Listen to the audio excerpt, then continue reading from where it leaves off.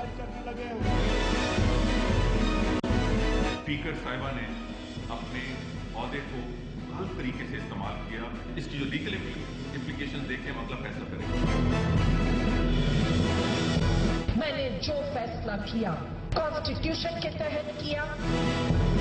लोग मत होगा। वक्त की नमाज होती है, बेवक्त की चक्करें होती हैं। काले बेल्ट बांध के इस्लामाबाद का मार्च करेंगे। एक भाई सदर को नहीं मानते, एक वजीर आजम को नहीं मानते, चौधरी निसार अली साहब वो कहते स्पीकर को नहीं मानते। बिस्मिल्लाहिर्रहमानिर्रहीम। अस्सलाम वालेकुम। टारगेट पॉइंट के साथ मैं हूं आसमा चौधरी। नाजरीन, पाकिस्तान में जिसने भी सियासत की, कभी अवाम को इस्तेमाल किया, कभी अवाम के नाम पर वोट के जरिए मुंतखब हुए, कभी कोई बूटों के जरिए और कभी किसी ने ठप्पा लगाया अदालत के जरिए। आज ही के दौर की हम बात करते हैं, मौजूदा जमहूरी दौर की हम बात करते हैं, तो अवाम के नाम पर मुंतखब हुकूमतों और अपोजिशन के दरमियान इस वक्त लड़ाई का और महाजराई का सिलसिला हम देख रहे हैं और इसमें इस्तेमाल किया जा रहा है सुप्रीम कोर्ट के कांधे को। और अब लगता कुछ ऐसी है कि तमाम के तमाम तर सियासतदानों ने अपनी तमाम तवक्कुआत सुप्रीम कोर्ट से रख ली हैं कि सुप्रीम कोर्ट जो भी फैसला करेगी शायद वो उनको कबूल होगा। और अगर सुप्रीम कोर्ट के फैसलों पर अमल ना हुआ तो ये सियासतदान कोई सुनामी मार्च करेगा, कोई लॉन्ग मार्च करेगा और अपने मफाद की जो गेम है सुप्रीम कोर्ट के सामने कर दी है। इसी पे हम बात कर रहे हैं और मौजूदा सूरत हाल का जिक्र करते हैं। गिलानी साहब को शायद अपील रद्द हो जाने के हवाले से डर था और स्पीकर की रूलिंग को उन्होंने तस्लीम कर लिया कि शायद वो हो सकता है कि अगर सुप्रीम कोर्ट में जाते तो वो नाअहल करार दिए जाते। दूसरी जानिब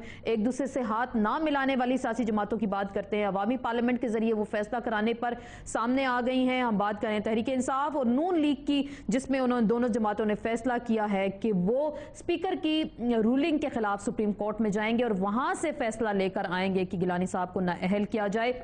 सवाल ये पैदा होता है कि जब सुप्रीम कोर्ट अपना फैसला दे चुकी, स्पीकर की रूलिंग भी सामने आ चुकी, तो क्यों फिर सियासी जमातें इसको मानने से इनकारी हैं और हुकूमत भी क्यों इस हवाले से बज़िद है? कोई अखलाकी कदरों को इसमें सामने नहीं रखा गया। वज़ीर आज़म साहब भी सरकारी घर छोड़ने पर तैयार नहीं है और कह चुके हैं कि आइन में दर्ज किसी भी तरीके से अगर उनको निकाला गया तो गैर आइनी तस्वुर होगा। और अपोजिशन को वो ये मिसाल देते हैं कि वक्ती तौर पे अगर नमाज का वक्त नहीं है तो शायद टकरे मारने से कोई फायदा नहीं होगा। लगता कुछ ऐसे ये कि सियासी जमातों समेत बशमूल अपोजिशन की हम बात करें, किसी के भी नज़दीक इस वक्त अवामी इशू को कोई सामने नहीं रख रहा। सबके नज़दीक शायद गिलानी साहब का इशू बहुत ज़्यादा अहम है कि उनको फिल फॉर जो है इक़्तिदार छोड़ देना चाहिए। लोड शेडिंग जो इस वक्त पाकिस्तान का सबसे बड़ा और अहम मसला है, उस पर बशमूल हुकूमत समेत अपोजिशन तमाम सियासी जमातों ने उससे लगता कुछ ऐसे ही है कि अपनी नज़रें चुरा ली हैं। शायद उनके घरों में तो लोड शेडिंग नहीं होती और वहीं ठंडे कमरों में बैठकर आवाम को दस्तक देते हैं, आवाम के दरवाजों पर दस्तक देते हैं और उनको बाहर निकलने की